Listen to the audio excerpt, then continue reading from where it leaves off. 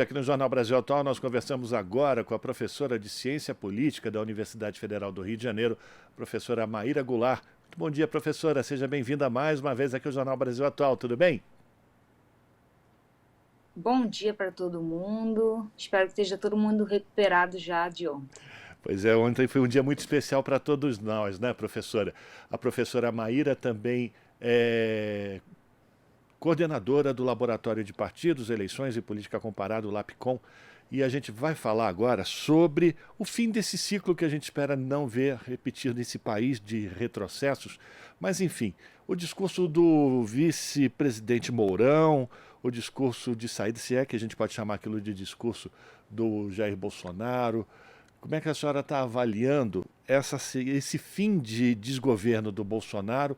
Significa que esse governo acabou, mas o bolsonarismo está aí. O discurso do Mourão já foi dando umas cutucadas no próprio Bolsonaro, e a gente tem também outros personagens, né? A gente tem o Tarcísio de Freitas aqui em São Paulo, aí no Rio de Janeiro tem o Cláudio Castro, né? Governador do estado do Rio de Janeiro. Como é que a senhora avalia a possibilidade de ocuparem esse espaço da extrema-direita esses políticos que se elegeram na esteira do bolsonarismo?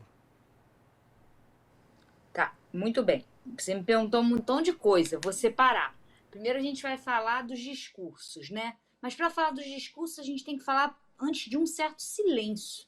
Porque mais do que discursos a serem comentados, o que mais me chama a atenção no momento atual é o silêncio de Jair Bolsonaro, o silêncio, uma falta de liderança para o que sobrou do bolsonarismo, né? O bolsonarismo, ele, assim que acaba a eleição, Bolsonaro se mantém em silêncio e isso já provoca uma certa fragmentação. A própria derrota eleitoral já faz com que franjas do bolsonarismo se desconectem e se aproximem do PT.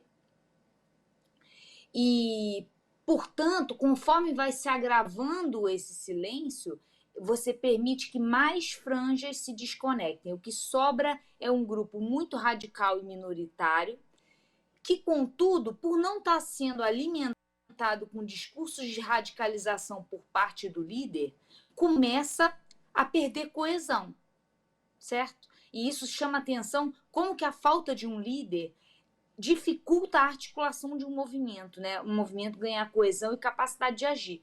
Eles não conseguem agir, não estão agindo, estão em silêncio. E o que Mourão faz, né, no seu discurso de ontem ou de anteontem é tentar arrebanhar essas franjas que não são particularmente as mais radicalizadas, que podem garantir algum grau de coesão para a ação de governo do PT. No caso de Bolsonaro, ele tem um problema muito grande, que é a construção de uma certa camisa de forças discursiva pela contestação sucessiva das urnas, do processo eleitoral, do sistema político, que fez com que, quando ele não viu, junto com aliados políticos, né, postos a levar a cabo essa contestação, ele ficou meio sem campo discursivo, porque ele anunciou essa contestação durante muitos anos.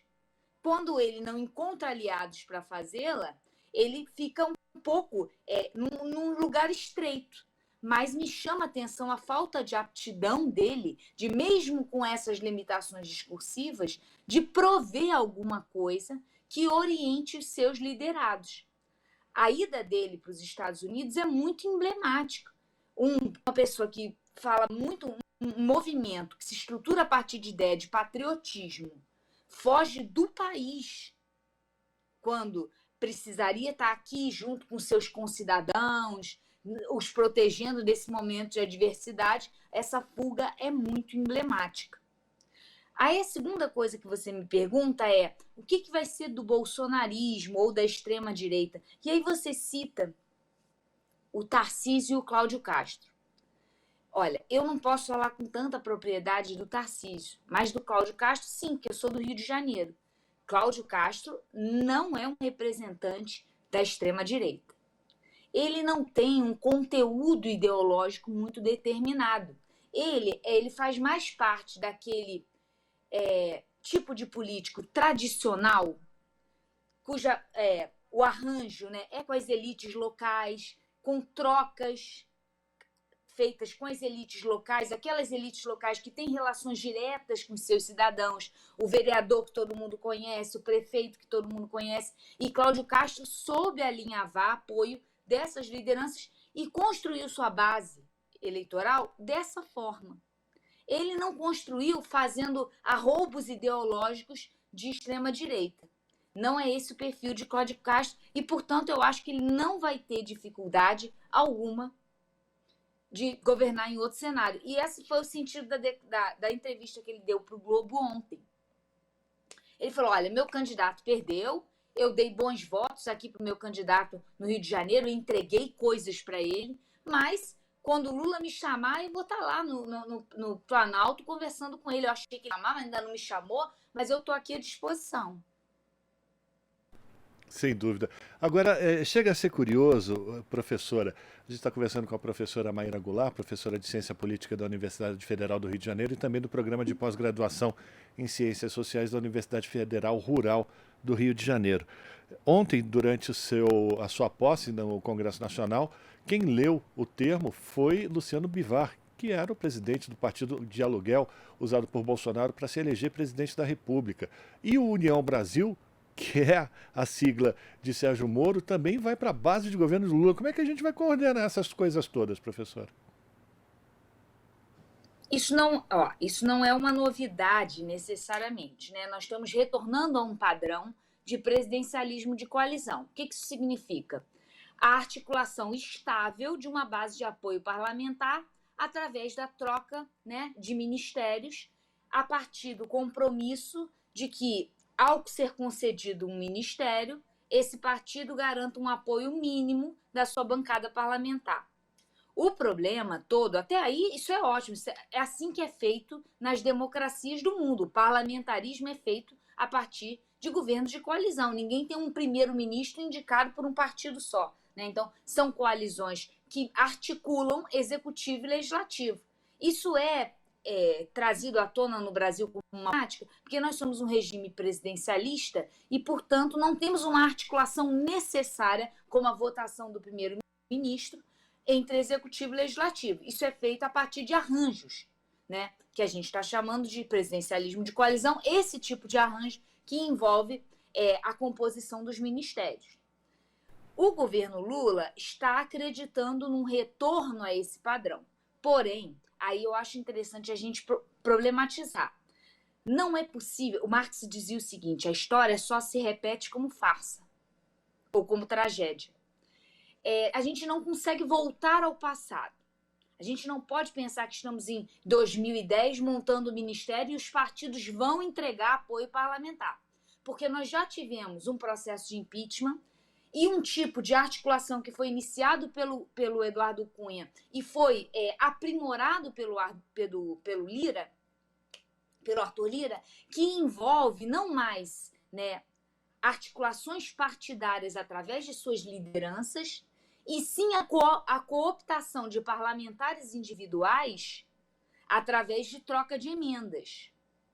Então, o que o governo Lula precisa fazer é compreender que ele tem que estar com um pé em cada canoa. Um pé na canoa do presidencialismo de coalizão, chamou para o ministério, acredita que esses líderes vão garantir um mínimo de apoio da sua base, da sua bancada, para os projetos do governo, porém, precisa saber e sabe, tanto que no projeto de resolução sobre o orçamento paralelo, já foi destinada uma rubrica para os ministérios, para que os ministérios possam fazer o quê? Para que o executivo possa conseguir dialogar com esse parlamentar individual que não vai se contentar com as prebendas oferecidas às lideranças partidárias e vai querer emendas para que ele possa levar para o seu reduto eleitoral diretamente.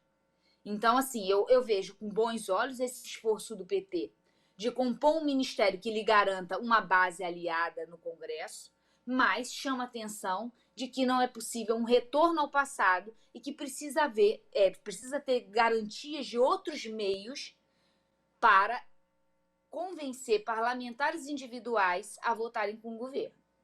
Agora, professora, a senhora acredita que o governo Lula terá suporte político para bancar, por exemplo, a identificação e o julgamento dessas pessoas que estimularam esses atos golpistas, atos inclusive terroristas, né, que a gente acompanhou no final do governo Bolsonaro, a importância da identificação, responsabilização, julgamento, enfim, e punição dessas pessoas? Eu acredito que o executivo não deve investir esforço nisso. Isso deve ficar a cargo do judiciário, que está devidamente preocupado com. Ele foi tardiamente, né? Demorou muito. Finalmente, o judiciário percebeu a importância de conter ameaças antidemocráticas, porque ameaçam inclusive o seu poderio. Jair Bolsonaro foi muito interessante nesse sentido, porque ele tensionou tanto a relação com o judiciário que acordou o judiciário para a importância de cumprir o seu papel, de garantir a Constituição. Então, eu acredito que o que o PT deva fazer é deixar isso a cargo das instituições e que elas sejam encarregadas de cumprir o seu papel, defender a lei e a ordem e a Constituição. Perfeito.